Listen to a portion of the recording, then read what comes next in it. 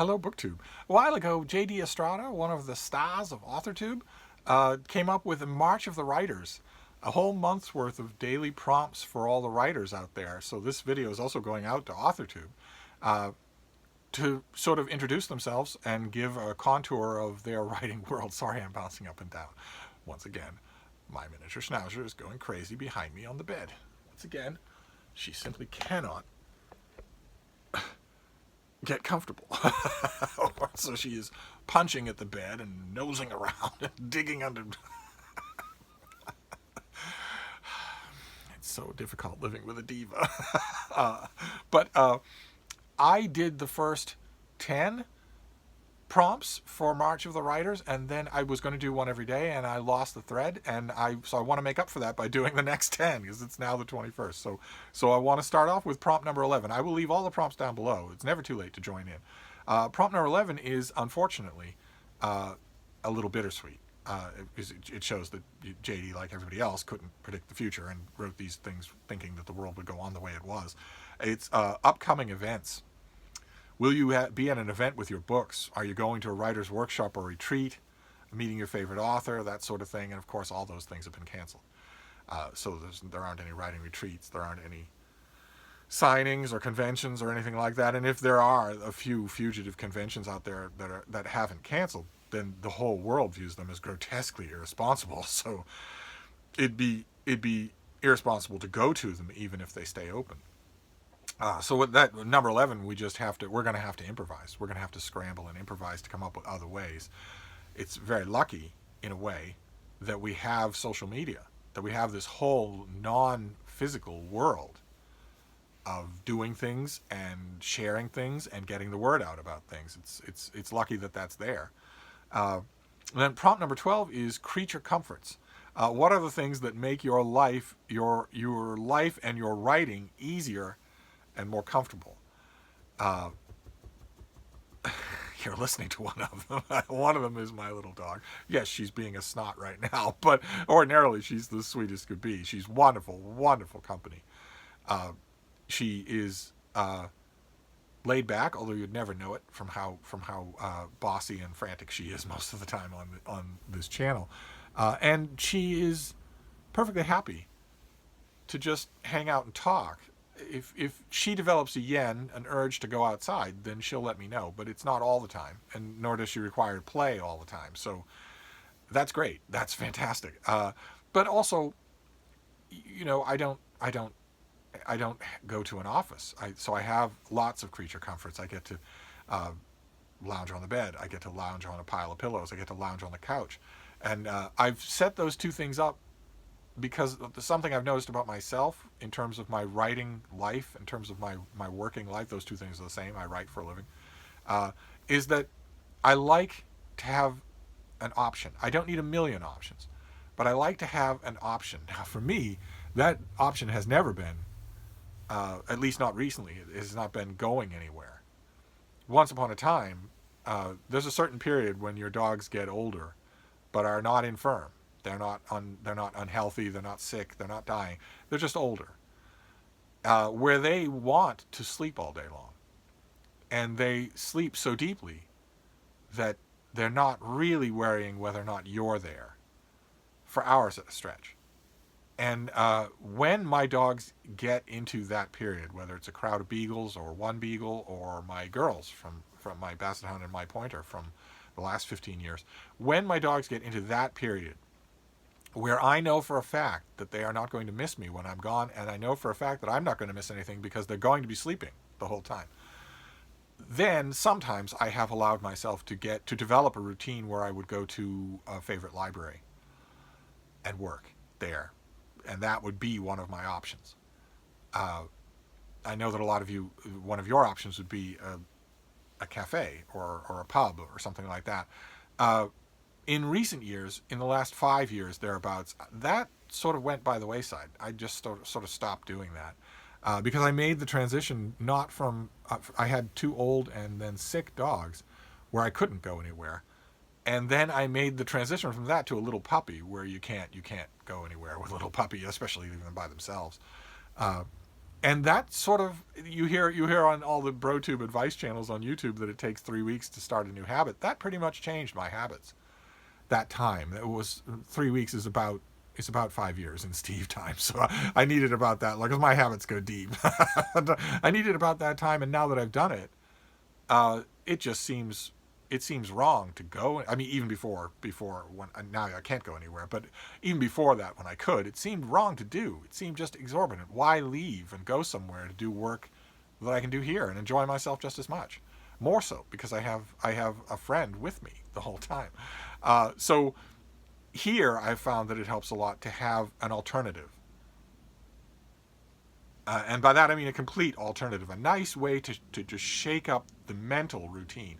So I have this little book room with a pile of pillows and a nightstand and a MacBook and a Star Trek datapad that's right there. I found that that is a useful combination for me, to have a laptop and also a pad of some kind or other.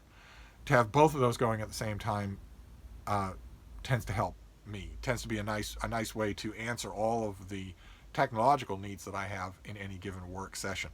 But I have a different laptop and a different tablet out on the couch underneath the windows. That spot is a little bit of a trial half the year because it's directly in between two windows, and this is an old house.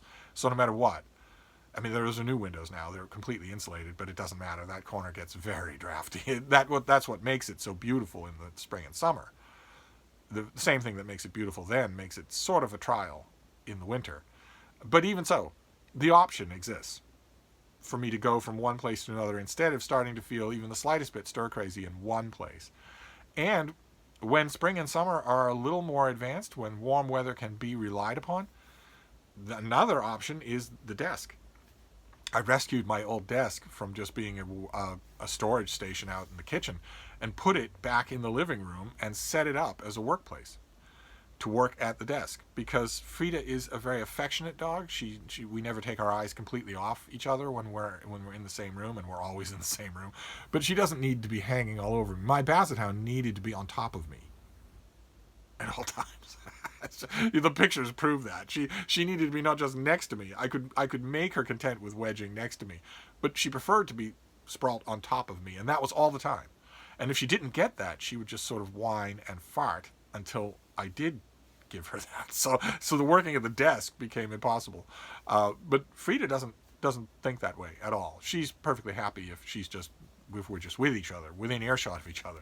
So the desk suddenly becomes a third option, but only when it's a little warmer out there. The desk would be even more uncomfortable to work at. So what?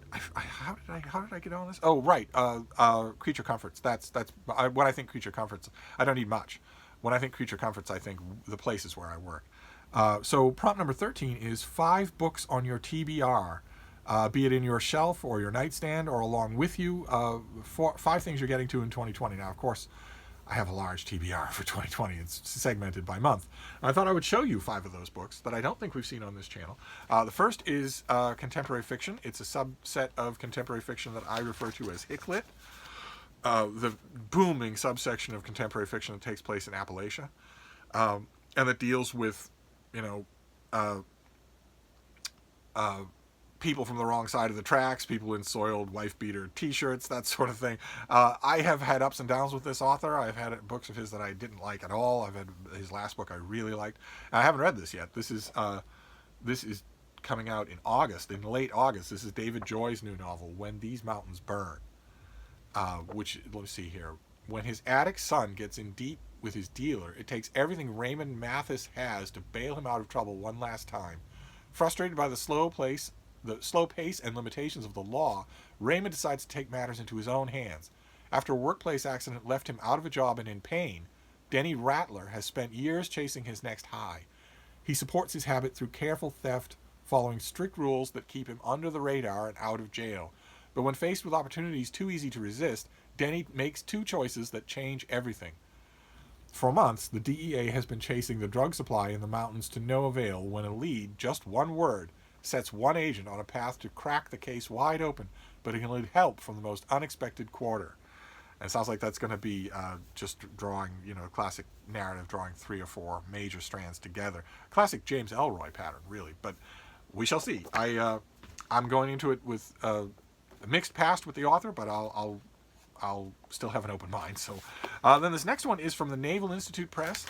It doesn't come out until it comes out in mid-June. It's a war novel. It's called A Quiet Cadence by Mark Trainer. And it has blurbs like you wouldn't believe. It has Jim Mattis, Admiral Mike Mullen, General Mike Hagee, General David Petraeus. I think Jim Stavridis is on. Yes, Admiral James Stavridis is on here. It's a. Let's see here. Sometimes it takes years for combat vet to understand what the war did to him when he was 19, and even longer to explain to the people he loves the cadence he marched to since then. Family and friends know Marty McClure as a kind, peaceful man. They aren't aware that when he was young, he plumbed the depths of terror, hatred, and despair with no assurance he'd ever surface again. Decades later, he needs to reveal what happened in Vietnam. With the help of his wife Patty, disabled vet Corey Corrigan, and corpsman-turned-trauma surgeon Doc Matheson, Marty makes peace with the ghosts who have visited his dreams all these years. So, a Vietnam novel. I haven't read one of those in a bit. And this has an enormous amount of advanced praise. I don't know if that's markers being called in or if these people actually read this book. But it's down the line. It's on my TBR. I'm always in the mood for stuff like that if it blows me away. Then this next one is extremely familiar territory for me. I know this subject matter inside and out, so we will see what this author does. It's historical fiction, and with historical fiction, there's, I would imagine most people read historical fiction in order to learn about the period of history and the people in the book. I tend more, especially with periods that I know really well, people or events that I know really well, I tend to read it in terms of seeing what the author does with the sources. And it's definitely going to be that in this case. This is by Wendy Holden, and it's called The Royal Governess, a novel of Queen Elizabeth II's childhood. And some of you who know Queen Elizabeth's story will know exactly who is referred to by the title of this book. Let's see here. In 1933, 22-year-old Marion Crawford accepts the role of a lifetime, tutoring the little Princess Elizabeth and Margaret Rose.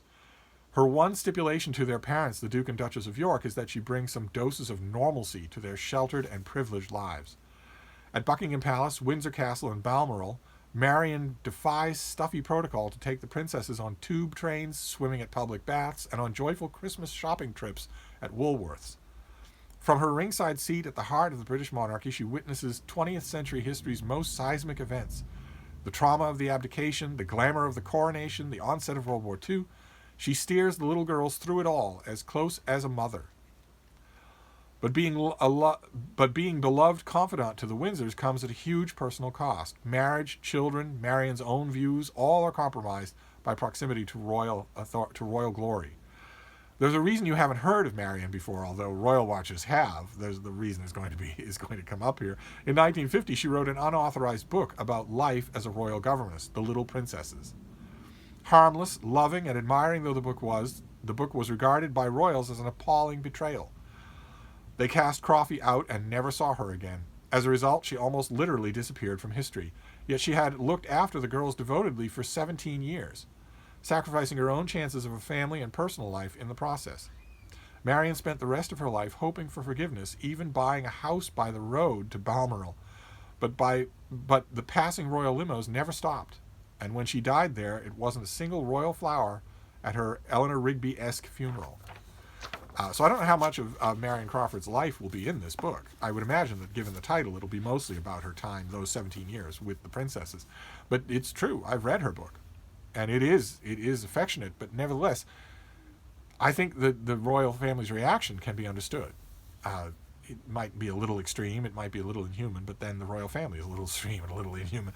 But she went out and wrote a book about their lives and didn't ask them and profited. Who wouldn't consider that a betrayal in some way or another? If somebody did that to your family, you might not cut them out completely, but you'd be sore for a while, I bet. But one way or another, I'm interested to see how this will work. Then this next one is a famous author. This is a new translation, a work in translation. Comes out in August. This is I know the author is Shusaku Endo. This is Columbia University Press. They are deciding to do it in the Japanese style of Endo Shusaku. So this is Sachiko, about Christians in China or in Japan. And I don't remember. This is a new translation. It's Weatherhead Books on Asia. I can't remember when did this book. Let's see if they tell me was this book actually published. This is telling me all about the translation. Oh, year and publisher to come. Okay, so that hasn't been sorted yet. But anyway, I don't have a pub sheet for this, but this is a story about Christian Japanese couple. In novels such as Silence, Endo Shusaku examine the persecution of Japanese Christians in different historical eras. In Sachiko, set in Nagasaki in the painful years between 1930 and 1945, this is a story of two young people trying to find love during yet another period in which Japanese Christians were accused of disloyalty to their country. In the 1930s, two young Japanese Christians, Sachiko, the main title, and the main character, and Shuhei, are free to play with American children in their neighborhood, but life becomes increasingly difficult for them and other Christians after Japan launches wars of aggression. Meanwhile, a Polish Franciscan priest and former missionary in Nagasaki is arrested for returning to his homeland. Endo alternates scenes between Nagasaki, where the growing love between these two is imperiled by mounting persecution, and Auschwitz, where the priest has been sent. Shuhei's dilemma deepens when he faces conscription into the Japanese military, conflicting with the Christian belief that killing is a sin. With the A-bomb attack on Nagasaki looming in the distance, Endo depicts ordinary people trying to live lives of faith in a wartime situation that renders daily life increasingly unbearable. So, I don't think I've ever read this book by this author, so I loved Silence, so we will see.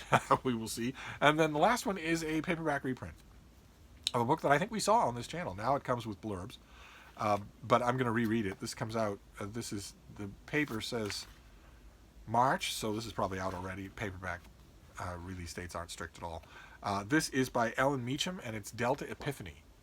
Robert Kennedy in Mississippi, being confronted for the first time in his life with an extensive personal revelation of what conditions were like in the South in just a horrible era. And there's always been in Robert Kennedy biographies the contention that this changed him, that it so deeply affected him that it sort of chipped away at his patrician remove and would have made him a blazingly progressive president.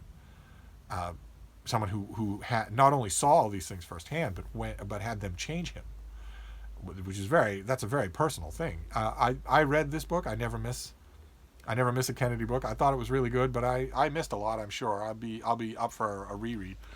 So those are 5 books on my TBR. But as you know, if you watch this channel, I have hundreds. I have 200 and something books on my TBR that I haven't read yet. Those are just a few though that I thought might interest you. Then prompt number 14 is claim to fame. If it can be one thing or several things you're known for, let us know what's your jam. And I have very few claims to fame. Not anything that will last. I've tried my best to be as helpful to as many people as I can be, and especially to as many dogs as I can be. Talk about no record. But in terms of claims to fame in the normal sense of the term, I do have a slim one. And that is something that we've seen on this channel many, many times, which is that book reviews can get blurbed. You write a book review of a new release, and if the publicist for that book is on the ball, and if the book is lucky enough to get a paperback reprint, the publicist will pull blurbs from those book reviews and put them on the paperback. That has happened to me now, by name. The real claim to fame here. I mean, a blurb is nice, but a name blurb tells people that you wrote it, whereas an unnamed blurb you might know, your friends might know, but nobody else will know. So nobody in 50 years will know. If they come across a copy of that book in a used bookstore, they won't know who wrote it. So a name blurb, with your name printed on a paperback book that is then printed in the thousands, that is a tiny claim to fame. It is, and I wanted to show. I have props. I wanted to show two of those that make me the most pleased. Are my two hardcover blurbs, where the publicist didn't even wait for the paperback. They just printed it on the hardcover, on the dust jacket of the hardcover. First one is Sun Tzu. This is a new translation of Sun Tzu, and I am on the back with Dennis Washburn, the translator of Tale of Genji, and also Y. Yi Lee, Harvard University professor of Chinese literature. This is a lovely, lovely little edition of The Art of War, and also Crime and Punishment, where I am on the back with Virginia Woolf, James Joyce, and Harold Bloom. And I'm also on the paperback of this, and for some odd reason, the publisher decided that on the paperback edition of this, I would be on the front cover. And that paperback is printed everywhere, absolutely everywhere. It's got a huge print run. I'm on the back here. The only cover I will ever share with Virginia Woolf and Harold Bloom and James Joyce. But I'm also front and center on the paperback, which is amazing. I couldn't right off the top of my hand find the paperback here, but those two, if we're talking about a claim to fame, named book blurbs are the closest that I will ever come. I would imagine. I don't imagine I'm going to write a best-selling book at this late date. And name blurbs on hardcovers are so much the better for me because it's so rare. Then prompt number 15 is behind the pen name. Sometimes people write under their real name. Other times they use a pen name, and quite often there's a story behind your pen name. Share the story. And my expression here is one of shock and incredulity. Me? Write under a pen name? Who ever heard of such a thing? Prompt number 16 is writing playlists. Some people like moi, that's JD, enjoy writing while listening to some tunes. What are some songs on your writing list? Do you have a list on Spotify, SoundCloud, or YouTube that you'd like to share? And of course, I don't want to miss the opportunity to hector and lecture you. JD is saying here in this prompt, he is very specifically saying that you like to have music playing. Fine, absolutely fine. That's great. But plenty of writers that I know and wannabe writers that I know need to have music playing. It has to be a certain kind of music. They need it in order to write. And to those writers, I want to give a small hectoring lecture, which is that you shouldn't need that.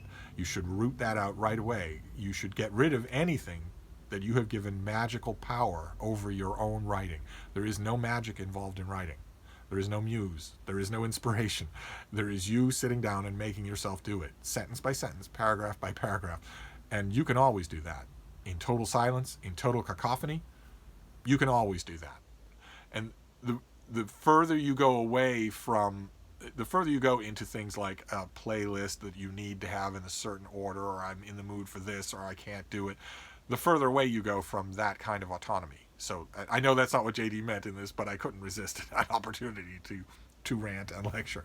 But if we're talking about music that I like to listen to, well then once again, as I've said on this channel many times, all John Philip Sousa, all the time. Prompt number 17 is writer quirks.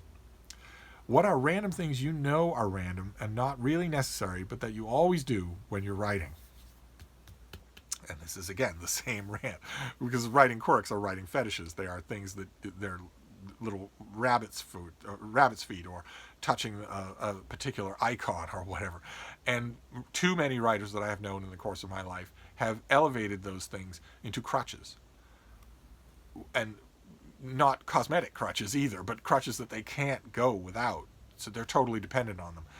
And that is really, really bad. That you should get rid of that right away. You do not need any quirks to get you writing or to keep you writing. You don't need anything like that at all.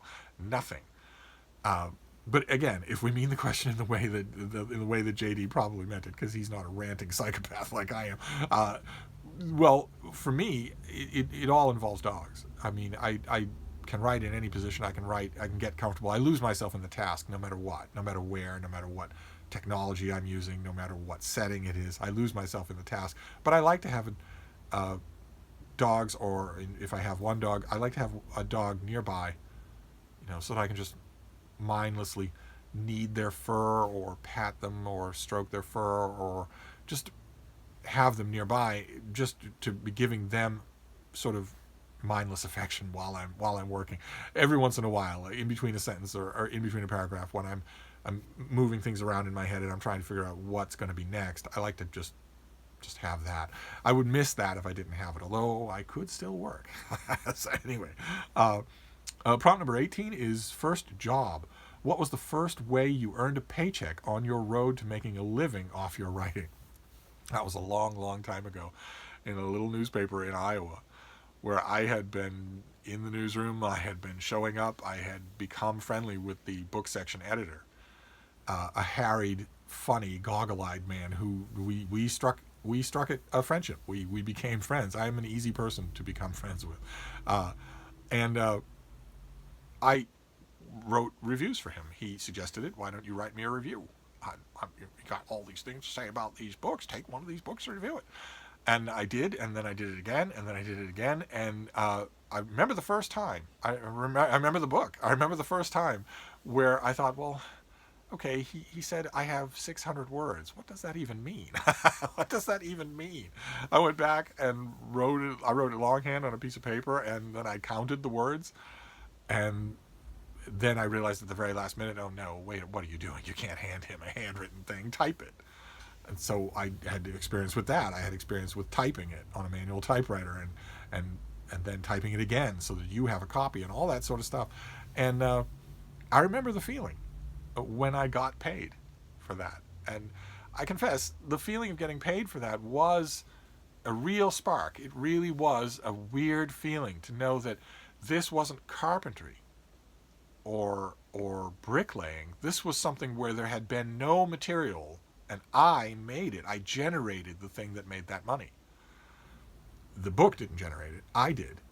And that was a weird feeling to spin that out of nothing, which is what writers do. They spin their living out of nothing at all, except words and maybe a little talent. And that was a weird feeling. And the pay definitely sparked a sense of amazement there. But I have to confess, it's not going to surprise many people on this channel, I would imagine. But I have to confess, that was by far eclipsed by the feeling of seeing it in print and having people talk about it and contact the paper about it. That was enormously more of an explosion of a realization for me than the money was. Enormously more. And that has always been true. I still mainly interested in that rather than in the money. But that was a long, long time ago, and that led to many, many, many book reviews, including a few that caused little tempests and teapots, because I can be mean when a book is aggressively dumb. I like to call it that, and it just so happened that I had the total freedom to do that. A lot of times editors won't allow that, but this editor would just chuckle into his sweater. He would just chuckle and say, well, if I thought you were being unfair, I wouldn't do it, but you are. I feel sorry for the author. And then I had the job. So I, again, didn't have any constrictions on myself. But that is still the main sunburst, is knowing that people are reading this stuff, seeing it out in the world. That is just great. Then let's see here. Prompt number 19, we're almost there. Things that make you happy, which is pretty self-explanatory. What brings a smile to your face? And we don't have to dwell on this at any great length. I smile by default. I'm a cheerful person. I was raised and socialized by the single happiest species on Earth, and that helps a lot. That really helps a lot. And if I ever forget that, I'm never more than a few seconds away from a member of that species who can remind me that it's always better to just be positive, to just smile and be happy. And in addition to that, decades and decades after that socialization, I had a health scare of a pretty severe nature. And when you get a reprieve from such a thing, if you're well balanced, you will look at the world differently. You will be happy just to be here. I'm happy just to be here. I can be brought low, of course. I can be down in the dumps. I can be moody sometimes, very rarely, but I can be angry, irritated at things, not in a playful way, not in a, this is more grist for the mill, but actually irritated. But mostly my default position is happiness. So when it says things that make me happy, really, it can be anything. I concentrate on essentials. I love to write, I love to read, and I love dogs. I have a dog of my own, and I have all the dogs in the neighborhood. So it doesn't take much. Prompt number 20 is, what's in your cup? It could be coffee, tea, soup, or other. Share what's in your cuppa.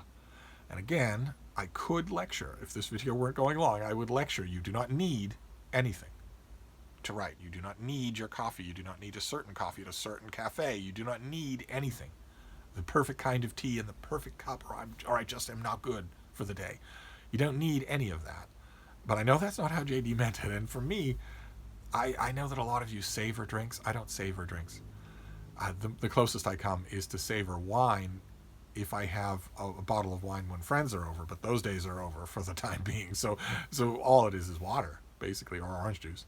And I just bolt it. I don't savor it. So there's nothing really in my cuppa. Not in the sense that the prompt is meant. And then finally, prompt number 21, which brings us up to today. And then I will either do one of these every day, or I will wait until the 31st and do 10 more. Prompt number 21 is fandoms. Your inner geek has these fandoms tattooed on the face. Geek out. And the thing that's meant here is not, as you all know, it's not just something that you really like. Fandom is different than just something that you really like. Fandom is when you've followed, when you're loyal, when you're maybe even a little obsessive. And there are two main things for me. One is a comic book and one is a TV show. They're not books or authors at all. Because being a fan or a part of a fandom in books or authorship would be a little bit of a compromise if you're a reviewer. Because fans like.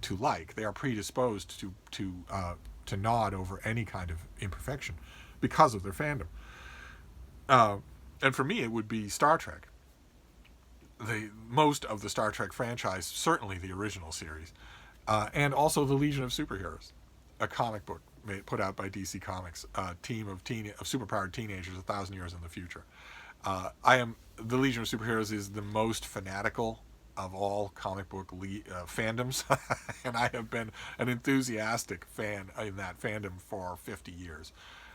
And the Legion has an ongoing monthly comic. The next issue is coming out to empty comic stores. Might not even get shipped to them. What a horrible thing. But I have an enormous number of these old archive editions that I just read and reread. There are some members of the Legion of Superheroes. There's Saturn Girl, Sun Boy, Lightning Lad, Mon-El, and Phantom Girl. Of these 5, only 1 is from Earth. That's pretty amazing. And of these 5, 3, 2 of them, Lightning Lad and Sun Boy, have artificial superpowers. Lightning Lad was born as a normal person and got the ability to throw lightning bolts through an accident. And Sun Boy was born a normal person and gained the ability to emit beams of light and heat through an accident, through an experiment. All the others have natural-born superpowers. But anyway, it doesn't matter. These things reprint old Adventures of the Legion of Superheroes, and I have those until we can all go out and about again.